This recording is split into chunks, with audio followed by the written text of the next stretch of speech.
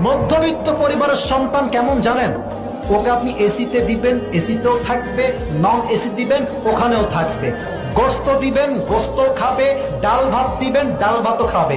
ওকে আপনি কম্বল দিবেন, তাও ঘুমাবে, কম্বল না দিবেন তাও ঘুমাবে। ওর বাইক হইলেও চলে, রিক্সা হইলেও চলে, সাইকেল হইলেও চলে। মধ্যবিত্ত পরিবারের সন্তান মানে একটা ব্র্যান্ড।